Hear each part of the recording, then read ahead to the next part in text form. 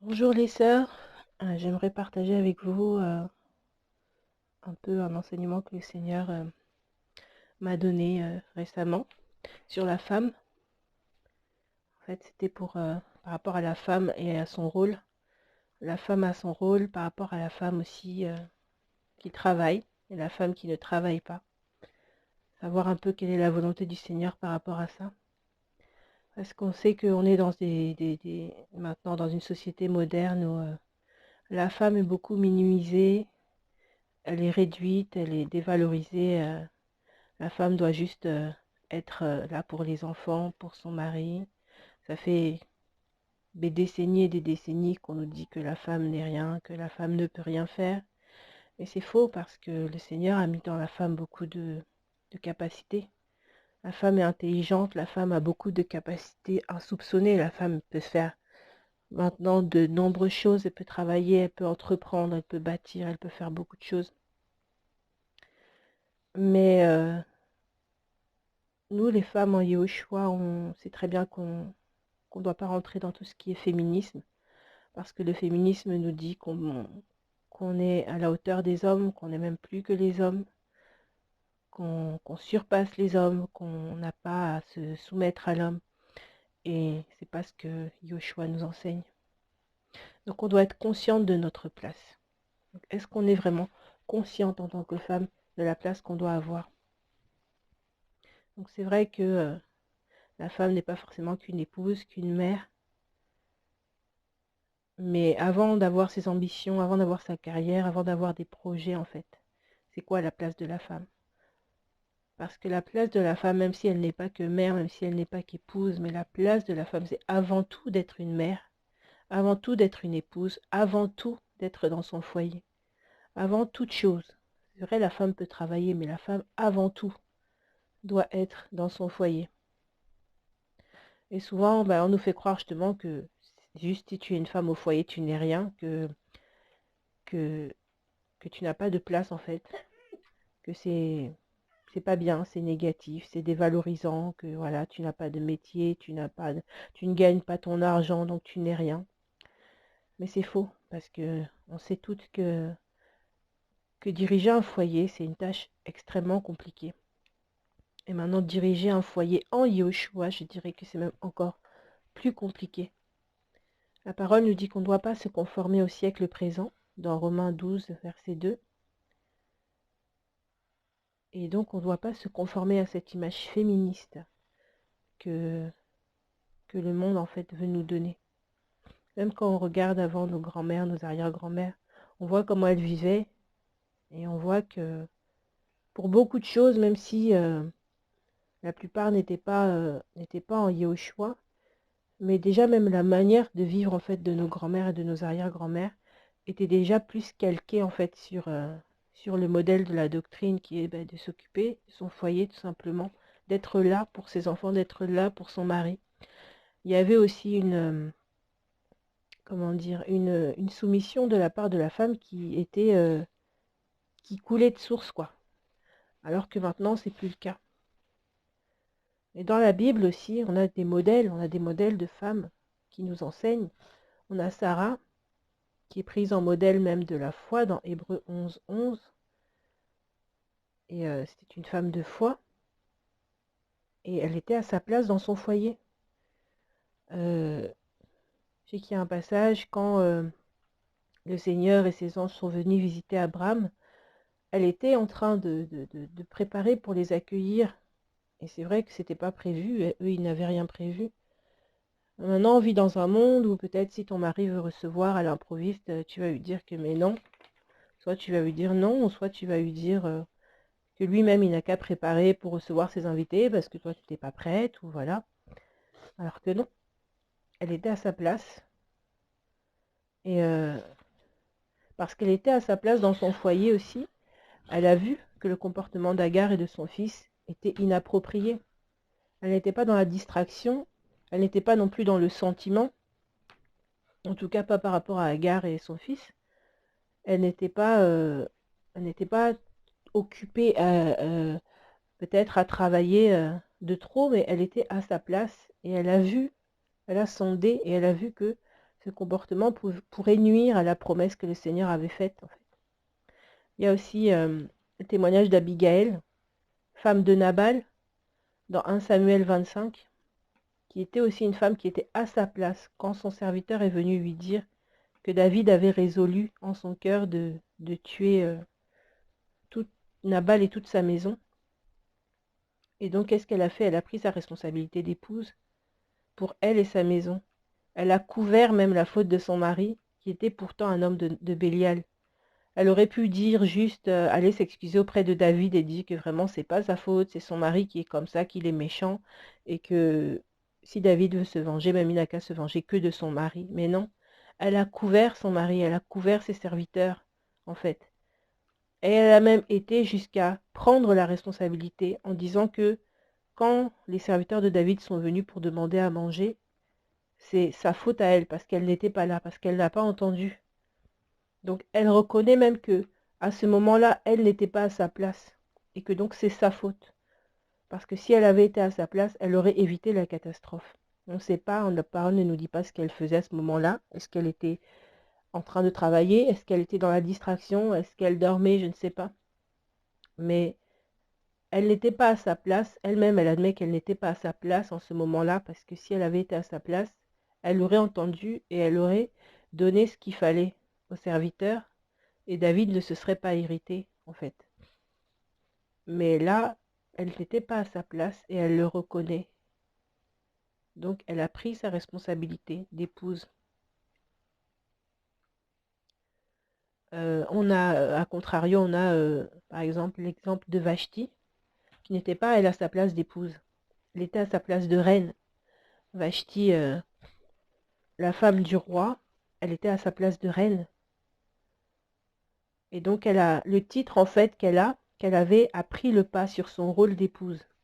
Donc, elle n'a pas compris comme ça que non, je suis la femme du roi, si le roi m'appelle, je dois venir. Non, elle était dans son orgueil de reine avec les autres reines, puisque c'était la fête, donc il y avait plein de reines, plein de princesses avec elle dans la partie du palais réservée à la reine et aux femmes. Et son rôle de reine, en fait, a pris le pas sur son rôle d'épouse. Donc, elle a cru qu'elle avait le droit, en tant que reine, de dire non à son époux, de dire non, de l'humilier en public. Elle s'est dit, j'ai le droit parce que moi, je suis reine. Et on a bien vu que finalement, elle a perdu son titre de reine et son rôle d'épouse. Elle a tout perdu et c'est Esther ensuite qui la remplacera.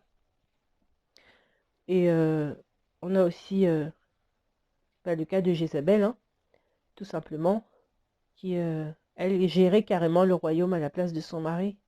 Donc elle prenait totalement le pas sur son mari, c'est elle qui dirigeait et lui n'avait rien à dire. C'était l'inverse, en fait, c'est lui qui était soumis à sa femme. Et on a vu tous les dégâts que ça a causé par la suite.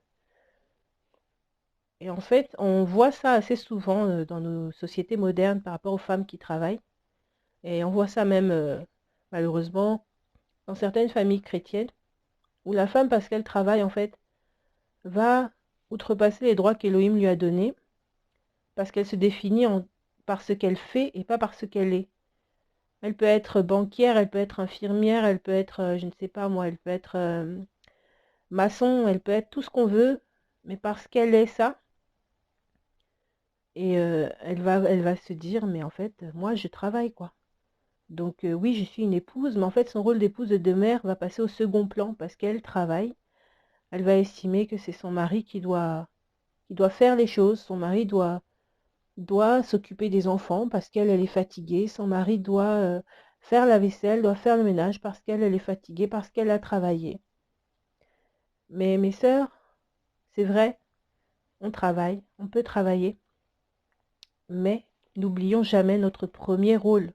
Le premier rôle que le Seigneur nous a donné, c'est d'être des femmes, à part évidemment, d'abord le rôle évidemment de servante d'Élohim, mais notre premier rôle, c'est d'être des femmes, d'être des épouses et d'être des mères quand on a des enfants.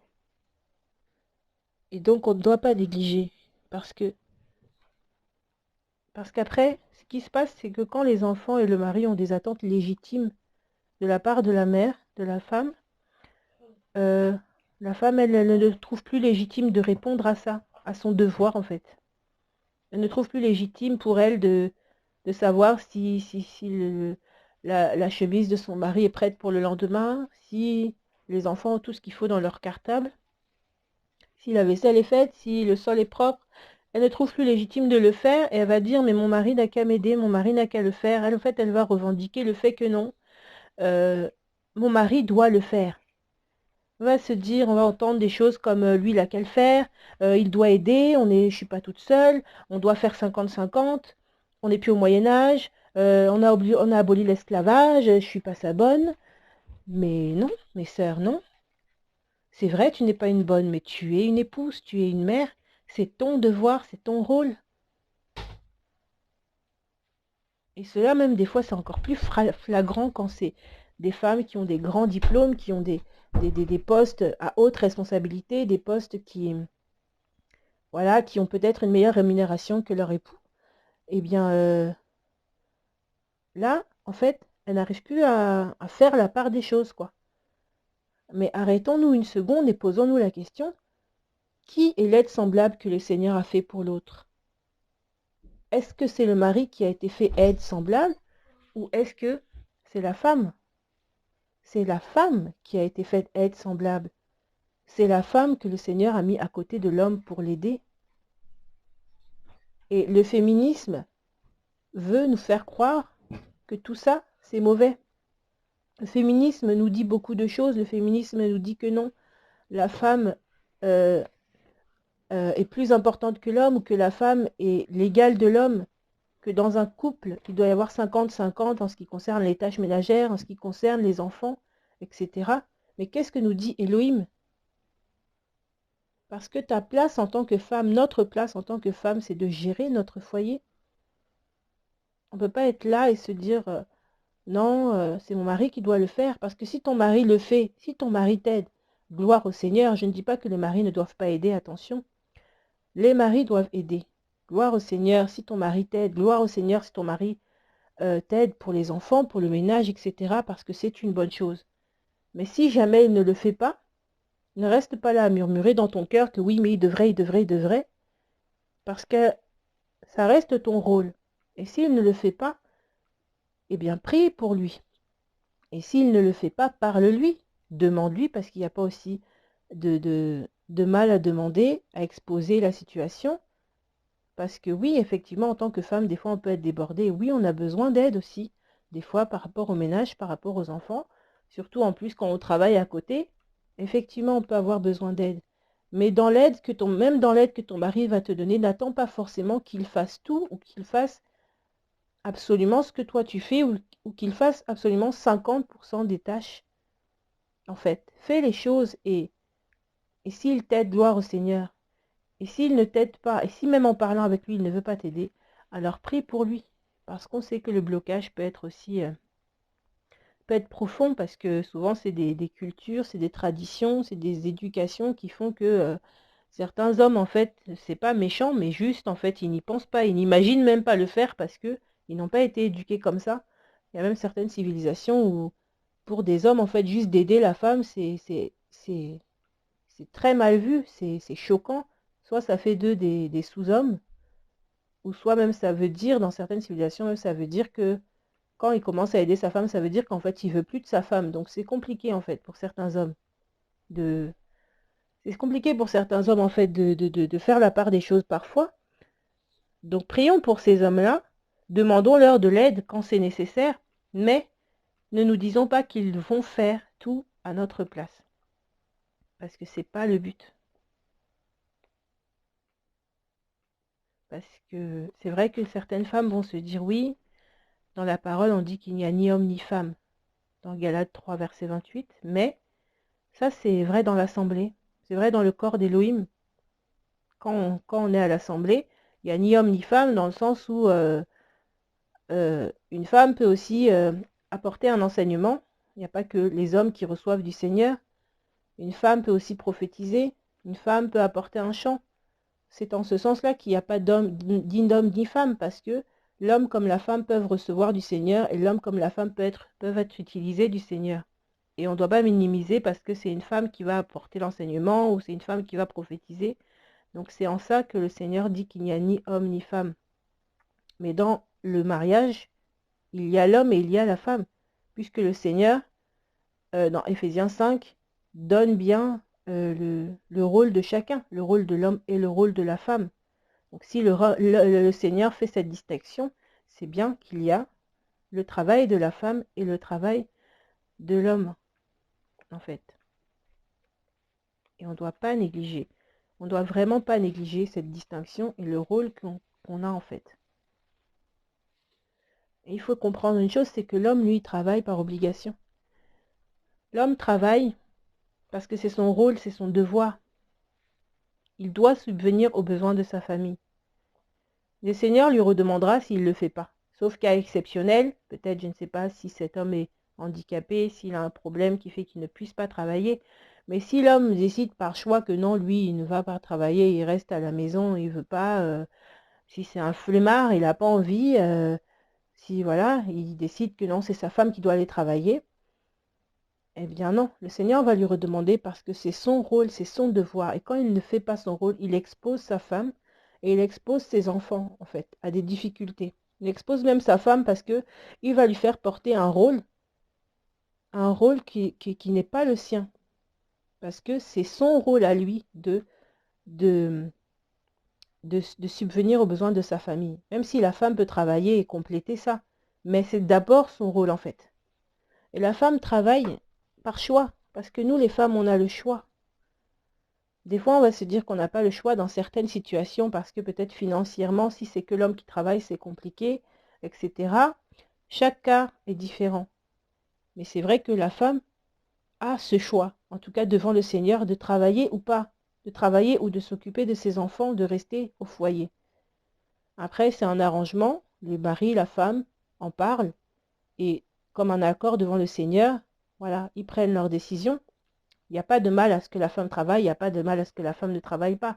Mais la femme, ça reste un choix. Dans beaucoup de situations, ça reste un choix parce que on sait très bien que en tant qu'enfant d'Élohim, on ne court pas après l'argent. Donc notre but n'est pas d'être millionnaire, milliardaire. Donc c'est pas par rapport à la recherche de ce trop-plein d'argent-là que la femme doit travailler. C'est peut-être pour compléter des revenus qui ne sont pas suffisants.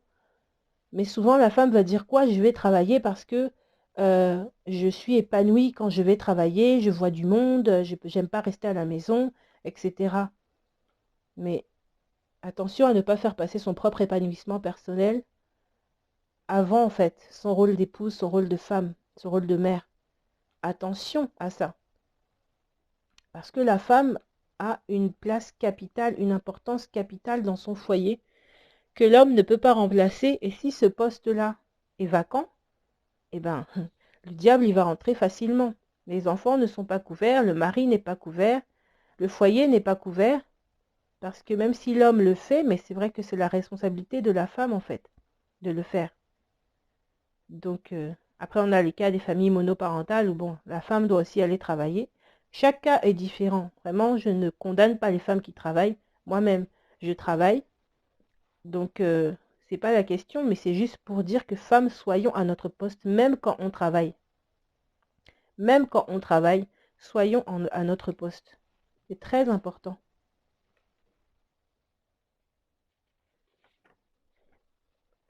On va prendre dans Proverbe 31, verset 10 au verset 31, donc le passage de la femme vertueuse.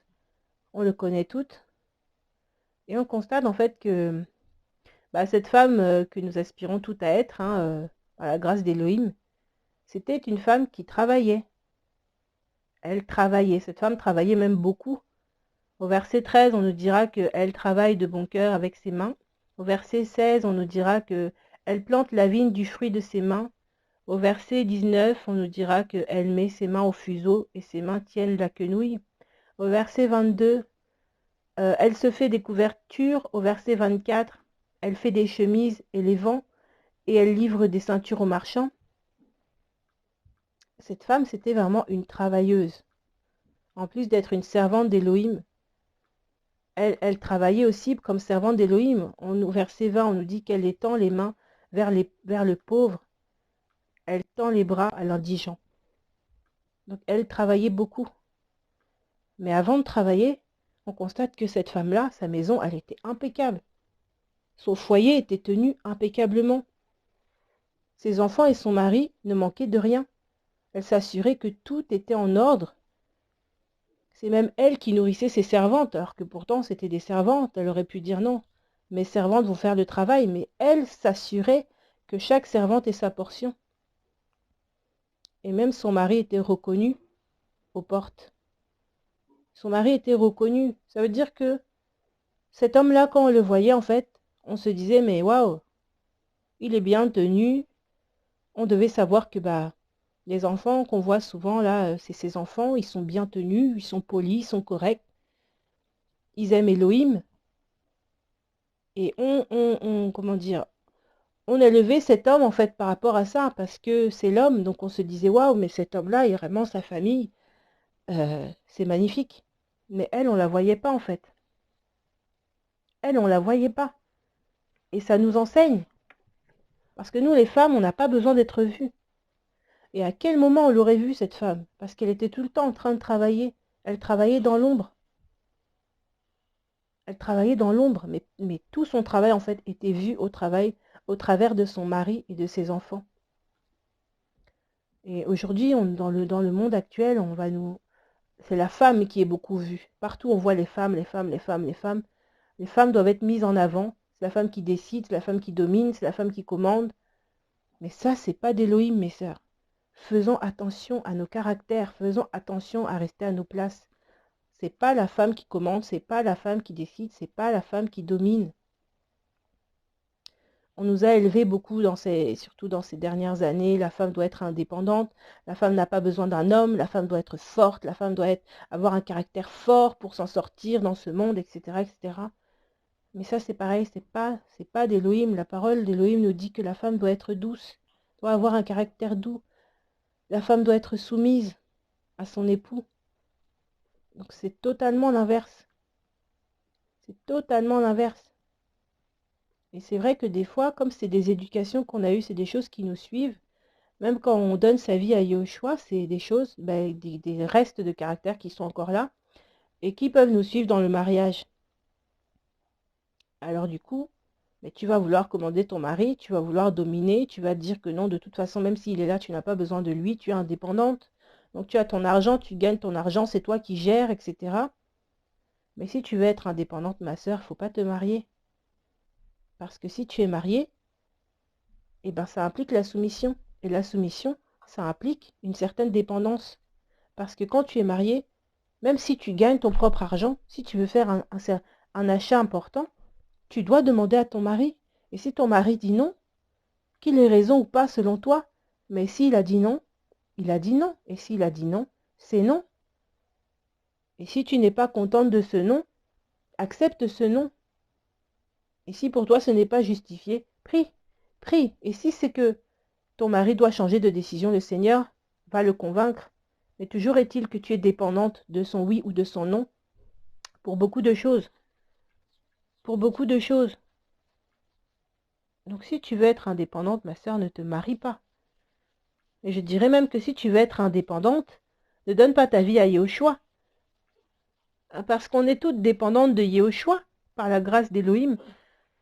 On est dépendante quand le Seigneur nous dit non pour certaines choses, quand le Seigneur nous dit va faire telle chose, nous envoie quelque part, quand le Seigneur nous façonne, ça fait mal. Et si on veut pas, si on n'accepte pas, si on veut être indépendante, on ne va pas accepter le travail qu'il fait dans nos vies. Donc ça ne sert à rien. Ça ne sert à rien de donner sa vie au Seigneur alors, si c'est qu'on veut être indépendante. La femme vertueuse, c'est une femme qui est cachée. La femme vertueuse, c'est une femme qui est soumise. La femme vertueuse, dans le verset 15, on nous dit qu'elle distribue de la nourriture à sa maison. Donc sa maison ne manque de rien en fait. La parole nous dit qu'elle ne craint pas la neige pour sa maison, car toute sa maison est vêtue d'écarlate. Au verset 27, on nous dit « Elle surveille la marche de sa maison et ne mange pas le pain de paresse. » Donc ça veut dire que cette femme-là, elle veille à tout, à toute la tenue de sa maison. On dit bien qu'elle surveille. Et surveiller, c'est l'état de quelqu'un qui veille consciemment, qui fait attention, qui voit le danger et anticipe. Elle ne peut pas être en fait prise au dépourvu parce qu'elle voit le danger arriver de loin. Elle assume en fait le fait que c'est à elle de veiller. Elle ne se dit pas non, je suis mariée, c'est mon mari qui doit veiller. Non, elle assume le fait que non, c'est elle qui doit assumer de veiller, qui doit surveiller sa maison, son foyer. La parole nous dit dans le Proverbe 14, au verset 1, que la femme sage bâtit sa maison. Ou encore dans Luc 14, 28, que celui qui veut bâtir calcule d'abord à la dépense. Donc cette femme, en fait, qui surveille, elle surveille non pas par esprit de contrôle ou pour contrôler, je dirais, d'une mauvaise manière tous les membres de sa maison. Mais elle surveille pour ne pas être prise au dépourvu, en fait. Elle surveille pour bâtir son foyer de la bonne manière. Elle calcule ce dont sa maison a besoin. La parole nous dit qu'elle ne craint pas l'hiver. Aussi rude soit-il, cette femme-là ne craint pas l'hiver, en fait. Donc ça veut dire quoi? Ça veut dire que cette femme-là, elle est parée. Surtout que ce passage-là a été écrit à une période où les hivers, ce n'étaient pas les petits hivers qu'on a maintenant. Les hivers étaient rudes, certainement. Il y avait la neige. Il y avait le froid devait être quand même assez intense. Il y avait la neige qui tenait. Donc c'était des hivers compliqués. Mais cette femme-là, elle ne craignait pas l'hiver. Donc ça veut dire qu'elle ne craignait pas l'hiver, ça veut dire qu'elle savait déjà, avant même que l'hiver arrive, que tout était prêt chez elle pour l'hiver, en fait. Ça veut dire que elle avait déjà ses couvertures de prête. Ça veut dire que son bois était prêt. Son bois était déjà rentré, il était déjà au sec. Ça veut dire que les pulls pour son mari, pour ses enfants, pour elle-même, pour ses servantes étaient déjà faits. Les bonnets, les écharpes, tout ça, tout était tricoté. Que le champ était prêt pour l'hiver, il était paré. Qu'elle avait fait ses stocks de nourriture pour le cas où la neige les empêcherait peut-être d'aller faire les courses, d'aller au marché. En fait, elle avait tout préparé. Peu importe la dureté de l'hiver, elle était prête.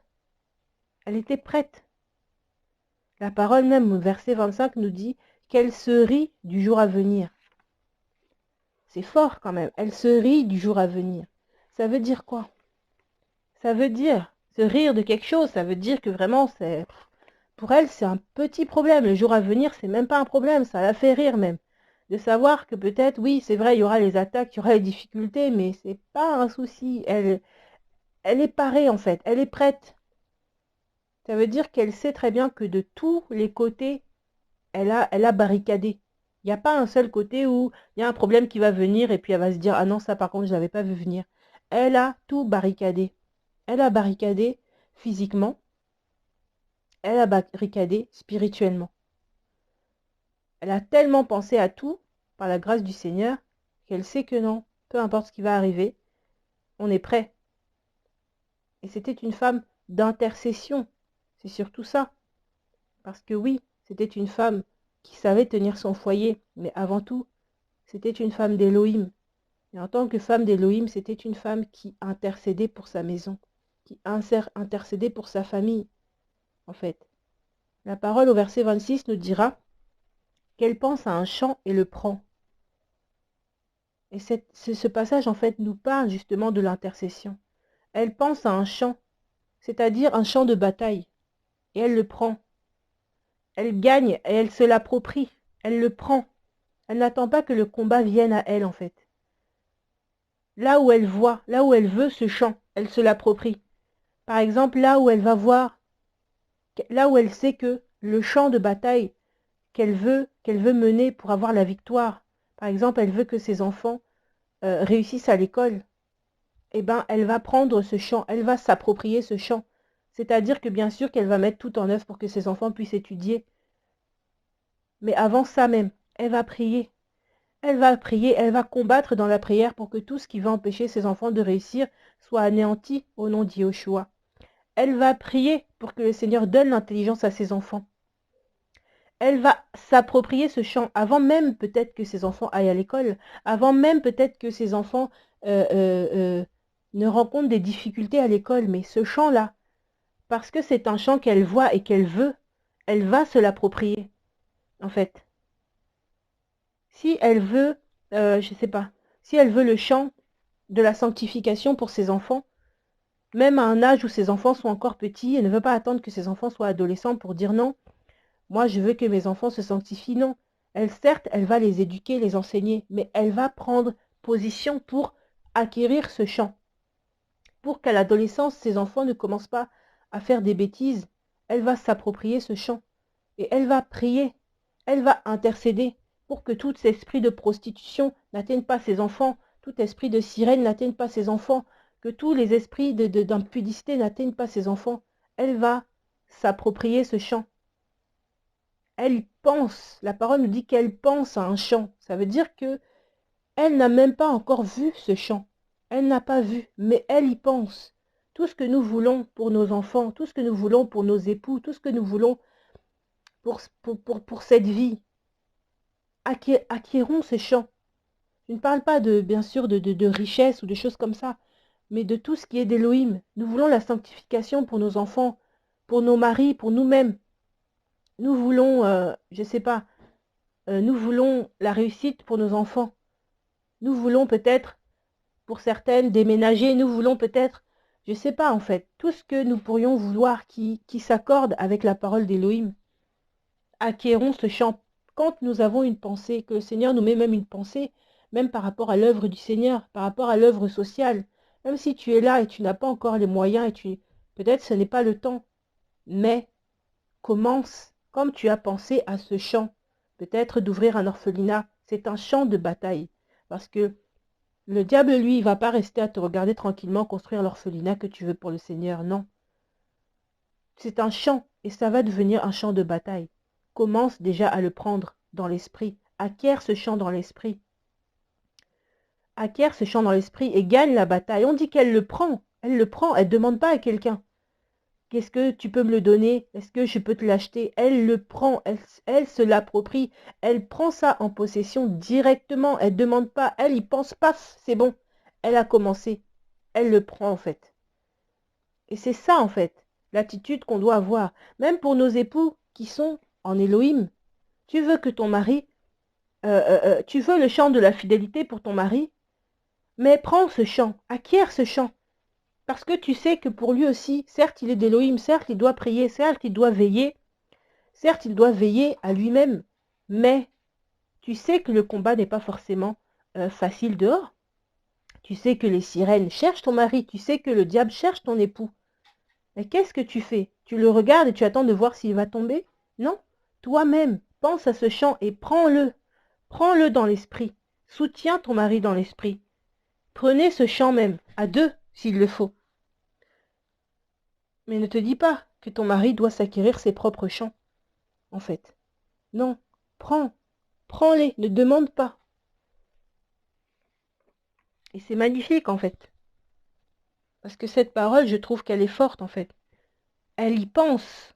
Et à peine elle y a pensé, elle le prend. Donc, ayons cette attitude-là vraiment d'intercesseuse, vraiment de rester dans la prière. Peu importe la pensée qui te vient par rapport à tes enfants, par rapport à ton mari, par rapport à ce que le Seigneur, quelque chose que le Seigneur met dans ton cœur. Mais quand c'est un chant, eh bien, acquiers-le, prends-le directement. Ne cherche pas, ne demande pas ça. Peut-être que bon, non, prends-le directement. Parce qu'au final, ces choses appartiennent à Elohim et Elohim se plaît à nous les donner en fait. Parce que c'est sa volonté que nos enfants vivent dans la sanctification, que nos maris soient fidèles, que nos enfants réussissent à l'école, etc. C'est sa volonté. Donc, prenons ces chants, prenons-les en main en fait. Au verset 27, on nous dira qu'elle surveille la marche de sa maison. Il s'agit aussi de surveiller la marche spirituelle de sa maison et de ses membres. Elle sait très bien en fait, comme elle surveille si un autre esprit est rentré dans la maison. Elle sait si ses enfants sont convertis ou pas, si ses enfants ont une vie spirituelle. Elle le sait, elle n'a pas besoin. Même si elle peut leur parler, ils peuvent en parler, mais elle n'a pas besoin forcément qu'on lui dise. Elle le sait, parce qu'elle surveille. Spirituellement, elle sait, elle surveille parce qu'elle prie pour ça. Parce que le Seigneur lui parle par rapport à ça. Parce qu'elle surveille, elle voit, elle sait. Elle sait quand son mari et ses enfants sont attaqués. Donc elle n'a pas besoin qu'ils viennent lui dire, maman, je suis attaquée, chérie, je suis attaquée. Prie pour moi, non. Elle est déjà à son poste en fait. C'est une sentinelle. Elle se tient à la brèche. Elle voit les flèches venir de loin et elle contrecarre ça. C'est une soldate. Elle est à son poste. Elle n'est pas distraite. Elle n'est pas distraite, cette femme-là. Elle voit tout venir. C'est pour ça qu'elle se rit du lendemain, parce qu'elle sait. Elle sait dans l'esprit. Elle sait peut-être que dans 2, 3 jours, il va se passer quelque chose, mais elle a déjà prié. Et elle sait qu'elle a déjà la victoire d'Élohim. Donc elle n'est même pas un peu, elle ne tremble pas en fait. Elle ne tremble pas parce qu'elle est déjà parée en esprit. Et ce qu'elle a pu faire, ce qu'elle a pu mettre en place aussi matériellement, elle l'a fait. Elle n'a pas attendu. Au verset 15, on dit qu'elle distribue la nourriture à sa maison et elle donne à ses servantes leur portion. Ça veut dire que c'est une femme, elle nourrit aussi spirituellement sa maison. Elle enseigne ses enfants. Elle enseigne aussi sûrement son mari, parfois. Elle enseigne aussi ses servantes. Elle les nourrit spirituellement. Elle leur lit la parole. Elle les enseigne. Elle leur donne ce pain dont nous avons besoin parce que la parole dit que nous n'allons pas nous nourrir seulement du pain physique, mais de toute parole qui vient d'Élohim. Donc cette nourriture-là, en fait, il n'en manque pas. Et même ses servantes sont nourries, sont enseignées. Parce qu'elle ne peut pas garder des servantes avec elle qui ne sont pas d'Élohim. Ces servantes qui vont être au contact de son mari, de ses enfants, elle ne peut pas avoir des gens chez elle qui n'ont pas le même esprit. C'est pourquoi elle s'assure de nourrir aussi ses servantes. Donc ces servantes, même ces servantes ne manquent de rien, ni physiquement, ni spirituellement. Donc c'est une femme qui, à tous les niveaux en fait, elle est parée. Elle est parée. Donc, mes sœurs, vraiment, je ne sais pas, si tu te dis, si ma sœur, tu te dis que tu t'ennuies à la maison, eh bien, demande-toi, est-ce que tu as fini avec tous ces points? Est-ce que tu es parée? Tu es parée de cette manière? Est-ce que tout est prêt? Tout est carré, en fait? Certes, c'est des choses qu'on apprend avec le temps, on n'est pas parfaite, mais assurons-nous vraiment, le plus que possible, que tout soit cadré, que qu'on ait vu, en fait, les choses, qu'on ait préparé les choses, en fait. Et si tu es une sœur qui travaille, eh bien, si tu travailles, gloire au Seigneur. Mais ne néglige pas ton rôle non plus, parce que même si tu travailles à l'extérieur, tu dois aussi t'assurer d'avoir tout préparé aussi à la maison. Que tous ces aspects, en fait, soient aussi cadrés, soient aussi carrés. Que tu travailles ou pas, en fait, que nous travaillons ou pas, on doit avoir fait ce travail. Et c'est difficile. C'est difficile parce que vraiment, cette femme-là, on dit même qu'elle se lève à l'aurore, etc. Vraiment, c'est un passage quand on le lit. Souvent, on se dit charnellement qu'on n'arrivera jamais à faire ça parce que elle est partout, elle fait tout. On se dit, mais waouh, quoi, c'est dingue, cette femme-là, elle ne dort pas. Mais en tout cas, ce qui est sûr en esprit, elle ne dort pas. C'est pour ça que elle peut se rire du lendemain. C'est pour ça que elle ne craint pas l'hiver. Parce que l'hiver, c'est des épreuves aussi. Hein. C'est des épreuves qui nous attendent encore, surtout en ces temps de la fin. L'hiver, c'est pas facile. C'est là quand il y a la neige souvent peut te retenir même. C'est-à-dire tu avais des choses à faire et tu ne peux pas parce que la neige te retient, tu ne peux pas. Donc c'est toutes ces épreuves qui vont qui vont vouloir nous empêcher de faire ce qu'on a à faire, qui vont vouloir nous empêcher dans notre marche avec Elohim, qui vont vouloir nous retenir, qui vont vouloir nous empêcher d'enseigner nos enfants, qui vont vouloir nous décourager, qui vont vouloir nous faire perdre la foi.